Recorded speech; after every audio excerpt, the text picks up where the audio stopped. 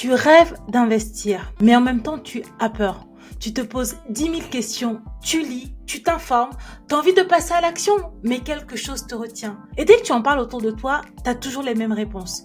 Tu n'as pas peur d'investir, tu n'as pas peur d'acheter ce bien, la bourse, c'est pas un peu risqué et tu gagnes déjà bien ta vie. Pourquoi tu irais t'embêter à investir? Et quand tu entends tout ça, tu doutes, tu recules, le doute s'installe et tu te dis que potentiellement, c'est pas pour toi.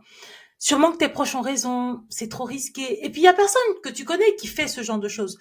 Personne n'investit dans les cryptos ou sur les marchés financiers. Et en immobilier, bon, bah, il y a Tati Jackie ou tes parents qui ont bien acheté leur résidence principale. Mais à part ça, tu ne connais personne qui a sauté le pas. Ça te fait très, très peur. Pourquoi est-ce que tu te poses autant de questions? Pourquoi c'est autant difficile? Et pourquoi est-ce qu'autour de toi, tu ne reçois pas de soutien? Eh bien, c'est parce que on est dans un écosystème en francophonie dans lequel les femmes sont censées être prudentes. Les femmes ne sont pas censées prendre trop de risques. Elles protègent le foyer, elles sécurisent. Bref, ça fait partie de l'énergie féminine de recevoir, d'attendre, d'être dans la sécurité.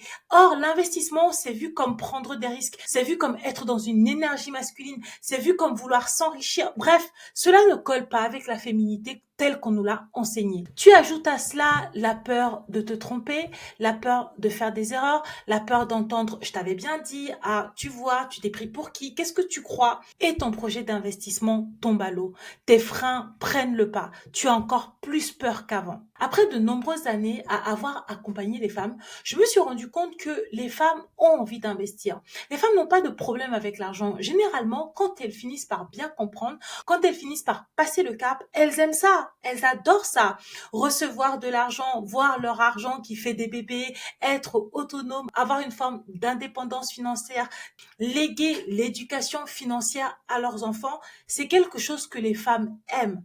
Mais en fait, elles ne se l'autorisent pas parce que dans la société, c'est pas quelque chose de très féminin. C'est plutôt vu comme quelque chose de masculin. Et pire, quand elles sont en dating, c'est pas quelque chose qu'elles vont mettre en avant parce que c'est quelque chose qui peut leur desservir. Et à titre personnel, je ne le sais que trop bien.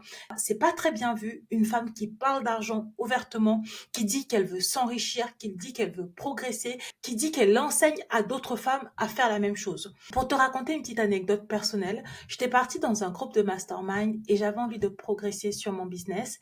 Et en fait, j'ai expliqué que moi, en tant que money coach, j'apprenais aux femmes à gérer leur budget, épargner et investir. Figure-toi que dans le panel, il y avait 50% d'hommes et 50% de femmes. Et en fait, l'échange a été tellement violent, tellement horrible que j'ai fini par pleurer. Certaines personnes m'ont même dit, oui, c'est à cause de toi que les gens vont divorcer. Pourquoi tu ne t'occupes que des femmes? En fait, sur le coup, je l'avais vraiment mal pris. J'ai vraiment pleuré. Je m'étais sentie attaquée personnellement. Et parce que en fait, dans ce panel qui était mixte, les femmes comme les hommes m'attaquaient. On ne comprenait pas pourquoi mon discours était prioritairement féminin. Et c'était interprété comme une forme de discrimination envers les hommes, comme si en fait je voulais donner du pouvoir supplémentaire aux femmes et enlever ce pouvoir aux hommes. Et vraiment, cette expérience a été extrêmement traumatisante. Tellement traumatisante que j'étais partie là-bas, en fait, pour me faire accompagner, pour progresser dans la posture d'entrepreneur. Et ce coaching m'avait coûté très cher. Ce coaching m'avait coûté 1 800 € pour 2 jours. Et en fait, je suis arrivée là-bas, je m'en suis pris plein la figure, j'ai pleuré et j'ai quitté le mastermind. À l'époque, j'étais pas encore très sûre de moi sur ce sujet-là, comme maintenant. C'est-à-dire que maintenant, j'ai plus aucun doute de ma mission de vie. Mais je savais une chose, c'est que être dans un écosystème où on ne croit pas en ma vision, c'est un écosystème dans lequel je ne peux pas me développer. On va vouloir me faire changer, on va vouloir me brider, on va vouloir me casser et je ne pourrai pas exprimer mon plein potentiel. Ce qui s'était passé à l'époque, c'est que en fait, quand j'expliquais que moi, je voulais éduquer les femmes à avoir de l'empowerment, à maîtriser leurs finances, à investir, ça ne veut pas dire que je refuse de travailler avec les hommes. Non, ça veut juste dire que ma priorité est pour les femmes. Pourquoi? Parce que les femmes ont plus de mal. C'est beaucoup plus dur. Moi, en tant que femme noire, je le vois. C'est beaucoup plus difficile d'avoir les opportunités. C'est beaucoup plus difficile d'être entendue. C'est beaucoup plus difficile d'être vue comme un individu de crédible. Alors que pourtant, si on regarde factuellement les choses, je suis aussi capable d'investir. Je suis aussi capable de m'enrichir. Je suis aussi capable de gérer un business comme n'importe quel homme qui a les mêmes connaissances et les mêmes compétences que moi. Mais parce que je ne ressemble pas à l'entrepreneur type, parce que mon histoire personnelle est différente, j'ai besoin d'un accompagnement qui est différent. Et en fait, c'est ce problème-là que moi, je résous en tant que money coach pour les femmes. Donc, en fait, à aucun moment, moi, je suis là pour dire aux femmes, gagner de l'argent, écraser les hommes, insulter-les, humilier-les. Mais en fait, ce qui s'était passé, c'est que ces hommes-là s'étaient sentis menacés. En fait, c'est parce que eux, ils n'étaient pas certains d'être au niveau. Si jamais ils se retrouvaient en face de femmes fortes, puissantes, ils avaient peur en fait que ces femmes-là puissent leur marcher dessus, leur monter dessus. Et donc en fait, on m'attaquait moi, on me reprochait à moi de vouloir aider les femmes en priorité à s'éduquer, à s'investir. Alors qu'à aucun moment, j'avais dit que moi, mon travail était contre les hommes ou je refusais les hommes. Bien au contraire, j'ai des hommes dans ma communauté. Donc en fait, vraiment, mon expérience personnelle m'a permis de réfléchir à l'épisode de podcast pour te dire que à un moment, si tu as envie d'investir, si tu as envie d'épargner, si tu as envie de faire quoi que ce soit avec ton argent, comme moi, j'ai eu envie de le faire avec mon business, tu n'as pas besoin de demander la permission. Tu auras toujours des gens qui ne vont pas comprendre ta vision. Tu auras toujours des gens qui auront peur, en fait. Ils auront peur que peut-être tu les dépasses. Ils auront peur que peut-être tu brilles. Ils auront peur que peut-être tu t'enrichisses. Et si tu as tout ça, eux, ils se sentiront peut-être, sans que tu le veuilles ou non, moins riches, moins forts, moins puissants. Et c'est parce qu'ils ont des insécurités internes qui vont vouloir te freiner, toi. Bien évidemment, tu te doutes de ce que je vais te dire. Cela ne doit pas t'empêcher d'agir. Cela ne doit pas t'empêcher d'avancer. Donc, qu'est-ce qu'on fait quand on a peur d'investir et on a peur de ne pas avoir le soutien de son entourage? La première des choses, c'est premièrement de se concentrer sur son pourquoi. Pourquoi tu veux faire les choses? Pourquoi tu veux investir? Pourquoi tu veux changer de niveau? Pourquoi tu veux avoir une transformation?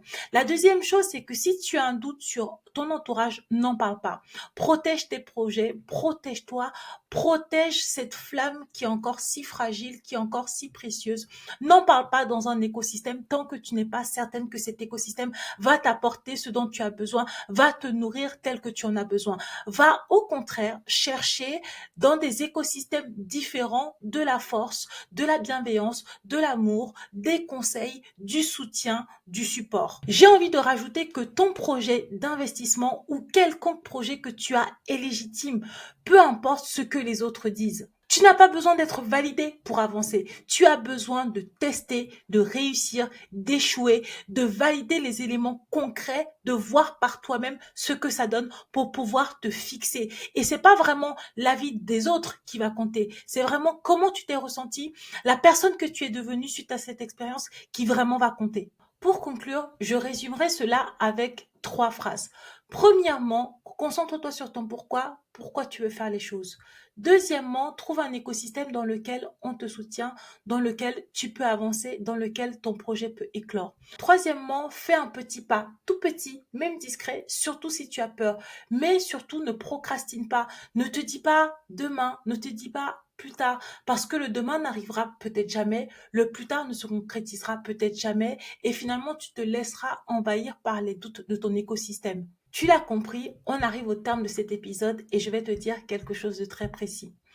Ton argent, ta vie, ton futur, tes choix. À chaque fois que tu oses sortir du cadre, à chaque fois que tu oses voir plus loin, tu plantes une graine qui va émerger et qui va te permettre d'aller dans un endroit où toi ou peut-être aucun membre de ta famille n'a été. Tu peux choisir d'investir, tu peux choisir de gérer tes finances, tu peux choisir d'entreprendre, même si aucun membre de ta famille ou aucune personne de ton entourage ne l'a fait, ne le valide, ne le comprend, ne te soutient. Cela ne fait pas de toi quelqu'un d'égoïste, cela ne fait pas de toi quelqu'un de problématique, cela fait de toi quelqu'un qui ose s'écouter et qui ose s'affranchir du regard des autres pour pouvoir aller vers vraiment ce qu'il désire.